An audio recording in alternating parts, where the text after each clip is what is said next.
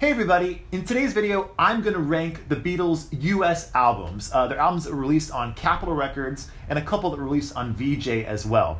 Now for this ranking list here, I'm just including the Capitol albums that are the unique albums. So for example, all the albums from Sgt. Pepper all the way up until Abbey Road, I'm not including those because those are identical in the track order to their UK albums. Of course, the Sgt. Pepper US Capitol version, it doesn't have the run-out groove, so that does make it a little bit different. There are like little subtle differences, but I'm just going to include the albums from basically from introducing the Beatles on VJ all the way up until Revolver. So, for those of you who don't know about the Beatles' US Capitol albums, Capitol Records was the Beatles' US record label. In the UK, their record label was Parlophone EMI. But in the US, Capitol would release the Beatles albums, and they would always alter the running order of the albums. They would take songs away and then save them for like later compilations, as you'll see that show up in this list. So Capitol just did they did whatever they wanted with the Beatles albums, really, and they thought they were doing a good thing, and that's a debate for much later if you think Capitol did what they did was good or what they did was bad. But the Capitol albums are the way all Americans grew up listening to the Beatles. So like my dad and my uncle, who are big influences on me for getting me into the Beatles, they always, the way they know the Beatles are by the Capitol albums. So here we go. For this list, I have all of the Capitol albums and a couple of VJ albums in here, and I'm going to start with my least favorite up to my favorite. So obviously, starting at the very bottom, my least favorite probably comes to no surprise. This is The Beatles' Story. This is a double album, and it doesn't even include really any Beatle music. It has a bunch of instrumental Beatles songs on here performed by like an orchestra. It also has a very, very small little snippet of Twist and Shout from the Hollywood Bowl concert, but it's really so small it's not worth it. But mostly it just has interviews with the Beatles, and just there's a narrator who talks about the Beatles' story. It's definitely just, I guess it's worth owning if you're a completist like me, but I hardly ever listen to it. I think I've listened to it once all the way through. Anyway, Beatles' Story. It does have a cool package though. I like the way it's a gatefold. My copy here is not in great condition, but it's got a cool gatefold. It's got a cool back. So, The Beatles' Story comes in last. By the way, this is a mono copy, not that it matters. Also, interestingly enough, someone has inscribed with a pencil, and I've gotten most of it away, but it's still like, they kind of like etched it in there, $500 price tag. I didn't pay that, by the way. Just thought that was kind of funny. Coming up next, the Beatles' Help album on Capitol Records. Now, this is very low on the list, as you can tell. This is just, I've considered this always to be such a letdown because the UK Help album is so great. It's packed with 14 great recordings. 13 of those are Lennon-McCartney songs or George Harrison songs. And this one, you only get, I believe it's 7 songs from the Help album. So all the songs that were in the movie are on here. And then you get all these weird instrumental versions of Beatles songs that were from the film. So, and the sound quality on this also is just not very good. So I just have never really been a big fan of the Help album. Now, the packaging, again, is very, very cool. I love the gatefold. It's got some great photos inside, and the back is really cool as well. But it's just, it's one of the Capitol albums that I just hardly ever listen to for a number of reasons. The sound quality and just the song selection on here. So, there you go. By the way, though, I do like the James Bond introduction to the title track, Help. I do think that's kind of cool. But anyway, Help is pretty low on my list. And it comes as no surprise, but next up on the list is A Hard Day's Night. Now this was originally released on the United Artists record label. This happens to be a Capitol Records version. Capitol Records obtained the rights to the album later on, but I'm using this Capitol version because it looks nicer than the United Artists ones I have. This is also pretty low on the list, but it edges out Help just because the instrumental versions on here are, in my opinion, a little bit better, and they're actually produced and arranged by George Martin. So overall, it's better than Help, but still it ranks low on my list because all of these songs are available also on another Capitol album, or other Capitol albums, I should say, that I'll show you later. And I think they're put together a little bit better in the sense of the way they're arranged. But this is A Hard Day's Night. The cover is cool again. I do like the cover. This is an iconic Beatles cover for sure. And the back is also cool. I almost dropped it, but I caught it. So, Hard Day's Night. Next up, this is our first VJ album. This is in very, very bad shape, my copy here, but I'm not a big fan of the VJ releases, to be honest with you. This is Songs, Pictures, and Stories of the Fabulous Beatles. It's basically just the Please Please Me album rearranged as far as the song order goes. And this has got another gatefold right here. And, you know, I mean, I love the songs from Please Please Me, and this album is quite good, but I don't listen to it all that much because I have other options for Please Please Me when it comes to the early Beatles songs.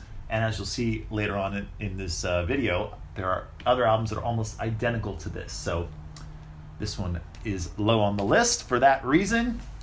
And coming up next, very, very low, and I'm sure this is going to make a lot of people wonder what's going on, but I'll try to explain it. The Capitol US version of the Beatles' Revolver album. This, in my opinion, was one of the worst things Capitol ever did.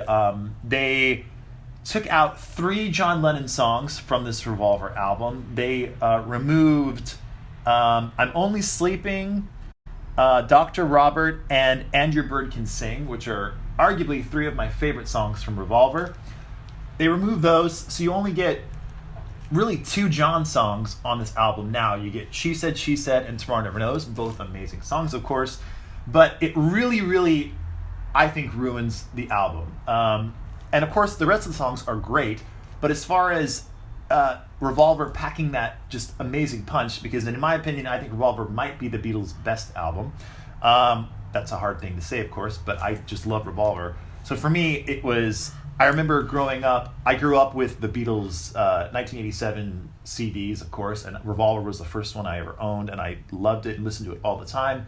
And then when I finally got my hands on my dad's record collection, and I pulled out this Revolver, I was excited to listen to it, and it was such a disappointment not hearing I'm Only Sleeping, missing out on Andy Bird Can Sing and Dr. Robert. So it just kind of bummed me out. So Revolver is low on my list, but just the US Capitol version of it. Next up, I was mentioning that there are a lot of different versions of Please Please Me, the US version of it. Next up is the Capitol album, The Early Beatles. Now, this was originally, originally the Please Please Me material and a couple of early Beatles singles were released on this label called VJ, because Capitol didn't want to release any of the Beatles music because they didn't know who the Beatles were at that time, and eventually, of course, Capitol did release the Beatles stuff, but early on, VJ released a couple of albums with the Beatles stuff. Basically, it was just Please Please Me songs rearranged, like I said. But in the mid-'60s, I believe this is 65, Capitol got the rights from VJ for those Please Please Me songs, and of course released their own album, which is this one, called The Early Beatles. And it's not all the songs from Please Please Me. They don't have There's a Place on here, and I think they don't have Misery as well, but other than that, it's most of the songs from Please Please Me and rearranged. But since it's lacking There's a Place, which is probably my favorite song on the Please Please Me album, and it's also lacking Misery, which is also great, it's pretty low on my list as far as like these kind of compilations, but has a great photo. The Capitol albums all look very, very cool, I gotta say. They're so 60s. I do like what they did with that. Speaking of the VJ album, This is the VJ album called Introducing the Beatles, and again, it's just like a rearrangement of the Please Please Me album. And this is interesting in the fact that they don't include Love Me Do on here, and I think there's something else missing as well, but I don't quite know off the top of my head. Now, with these VJ albums, there are a lot of counterfeits out there. There are also alternate covers and stuff like that, but I don't know exactly what I have here. I believe this is an original, but it could be a bootleg. Sometimes it's hard to tell. I don't really care that much about the VJ albums, to be honest with you. They don't sound all that great to me, and I'm happy to have this one in my collection just because it's, it's in pretty good shape and it looks okay. So that is Introducing the Beatles on the VJ label. Next up, this was a compilation album put out in the US. It's on Apple Records, but it is from a US compilation album. And this is, of course, the Hey Jude album, or the Beatles again, as it's sometimes referred to. And this was put together basically by Alan Klein, where he just got together a bunch of like leftover songs from singles and from movies, and put them all together in an album. This is released right after Abbey Road and right before Let It Be. So it was really just a chance for Alan Klein because they had just signed a new contract, I think, with Capitol Records, and he was trying to get some money flowing, and this is the result. Now, I actually love the Hey Jude album. I think it's really, really cool. I love the front cover. I love the back cover. I even love the song selection on here. And it actually sounds pretty good as well. It's one of the best sounding US albums, I think, as far as sound quality goes. It's really, really a solid album, and definitely worth owning. It has some kind of the order of the songs is kind of weird in the sense of it's weird to have an album that has Can't Buy Me Love, but also has Revolution on it, and it also has Old Brown Shoe and I Should Have Known Better. Kind of a weird combination, but it's the Beatles, so it's great. So that's Hey Jude. Next up, we're now getting into some of my favorite of the Capitol albums. This is something new. I love this album. It's always been one of my favorites, and it has a lot of songs from A Hard Day's Night on here, including I'll Cry Instead, Things You Said Today, Anytime at All, When I Get Home, Tell Me Why, and I Love Her, and I'm Happy Just to Dance With You, and If I Fell. And it also includes some songs from the Long Tall Sally EP, Slow Down, and Matchbox, and it also has the German version of I Want to Hold Your Hand on here. So it's got a bunch of tunes from around the 1964 time period, and it's just got a good running order, and I love the front cover. The shot is just an iconic shot from the Ed Sullivan Show. The back isn't all that great, but still cool, and something new. Definitely a really, really good US Capitol album. Okay, next up, Beatles 6.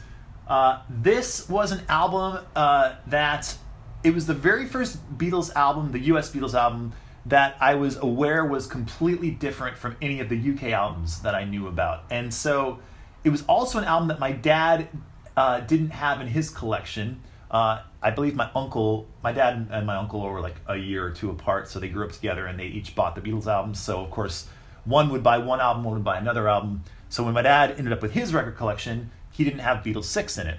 So it was an album that I always was fascinated by, and I tried to hunt it down when I was very young, probably like 12 years old or something like that, and I could never find it in the record shops. It was, back then where I lived, it was much harder to find records for some reason, and I finally eventually found Beatles 6, and now of course you can find these all over the place. But when I found it, I was so excited because it had this really cool cover. I thought the cover was really cool. I thought the back cover was even cooler, with these studio shots of the Beatles recording in 1964. And I just love all the songs on here. Basically, it's songs from the Beatles for Sale album, including a couple of tracks from the Help sessions. You got Dizzy Miss Lizzy on here. Yes, It Is, of course, was the B-side to, I believe that was Ticket to Ride. I could be wrong about that. Anyway, it's got a bunch of great songs on here, and I like the way that they rearranged the order of the songs as well. It works really well as an album. So Beatles 6 is definitely one of the cooler Capitol albums for me. And next up, Beatles 65. I love this album. I listened to it over and over again. This was a record my dad had in his collection, and I remember it was one of the first records, as far as like actually a record, a vinyl record that I ever listened to. I remember taking it out of the sleeve and putting it on the record player and listening to it and just loving the way it sounded. And I even liked the reverb-drenched versions of She's a Woman and I Feel Fine, even though they are in fake stereo, and this happens to be a stereo pressing. I even like those versions as well. So yeah, this is a great, great album. I love the cover as well. I love this photo shoot they did, and I love the way Capitol put it together. And just an excellent, excellent Capitol album, Beatles 65. Again, these are songs from Beatles for Sale, and one song from A Hard Day's Night, and the I Feel Fine, She's a Woman single. Okay, probably, actually I'm going to say it's the most iconic Beatles Capitol album. This is Meet the Beatles, of course, and this is a fantastic record. It's essentially most of the songs from With the Beatles, the UK album, of course with the Beatles album cover, but tinted kind of blue here. It also includes songs from their singles. It has I Want to Hold Your Hand and This Boy on here, and it has I Saw Her Standing There from the Please Please Me album. So this album really packs a punch. This is the album that broke the Beatles in the US. I know my dad and my uncle love this album. They talk about how this was such a big deal when it came out. So this definitely ranks high on the Beatles US Capitol albums for me. Next up, my favorite early Beatles US Capitol album, the Beatles' second album. This is just a rock and roll delight. It's got a bunch of just action-packed songs, including many songs from With the Beatles that don't appear on Meet the Beatles. It's got a couple of songs from A Hard Day's Night, or actually maybe only one song. You can't do that. But it's also got the single She Loves You with I'll Get You on the other side. And it's got I Call Your Name from the Long Tall Sally EP along with Long Tall Sally. It's just an amazing rock and roll record, and I love it so much. Beatles' second album. And perhaps one of the best rearrangements of albums that Capitol ever did. This is the US version of Rubber Soul. And of course, for this album, they really leaned into the 1965 folk rock movement that Bob Dylan and the Byrds were kind of pioneering, I suppose. And the Beatles, with Rubber Soul, of course, they had some songs that were kind of in that vein a little bit. But Capitol, what they did with this is they took I've Just Seen a Face from the Help album, put it as the lead track on here. They took away Drive My Car, which is questionable, but they did. And they also included It's Only Love from the Help album as well and put it on here. Unfortunately, they removed Nowhere Man from this album, which of course is an iconic track. They also removed one of George's songs, which I think is If I Needed Someone. Yeah, that's not on here. So even with all the stuff removed, though, and stuff added, this works amazingly well as an album, and it's definitely one of my favorite US versions of Beatle albums. So Rubber Soul ranks high for me. And probably the best thing Capitol Records ever did was put together the Magical Mystery Tour album. And I know I said we were only going up to Revolver, but Magical Mystery Tour was first put out in this way by Capitol Records, and of course this became a part of the Beatles, just their UK canon as well. But back in the day, Capitol put this together, and they did a great job. They took the songs from the Magical Mystery Tour EP, put them on side one, put a bunch of singles and B-sides from the Beatles' 1967 time period, and put them on side B. And that put together is one of the Beatles' best albums. It's certainly one of their most psychedelic albums, that's for sure. And it's just an excellent, excellent sounding record as well. This happens to be a mono pressing. The mono pressing of the Capitol album is excellent. So highly recommend Magical Mystery Tour on the Capitol Rainbow label. And of course, probably you all guessed it, my favorite US Capitol album is the Beatles' Yesterday and Today. Not only because it has the amazing Butcher cover story behind it, which has always been endlessly fascinating to me. This is not a Butcher cover, by the way. But I just love the way the songs flow on this. You got songs from Revolver, you got songs from Rubber Soul, you got a couple of songs from the Help album, and you also get some of the singles from 1965 on here, including Day Tripper and We Can Work It Out. So it's just an amazing album. You also get some unique mixes on here. On the this happens to be a mono pressing. The mono mixes of Dr. Roberts, Andrew Bird Can Sing, and I'm Only Sleeping are unique to this album. So it's really got everything you want in a capital US album. It's got a cool cover, it's got a cool cover backstory, it's got a great running order, and it's got alternate mixes. Everything you want. So these are my capital US albums ranked. I would love to know in the comments below what would be your top album, what is your least favorite album for the Beatles US capital albums, and yeah, this is my list. And of course, it's just an opinion, just my opinion, doesn't mean it's right. I'm sure many of you have other albums that you would have put much higher or much lower, and that's what the comment section is for. So let me know down below what you think, and hope you enjoyed the video. Hope you're all doing well. Take care, and bye for now.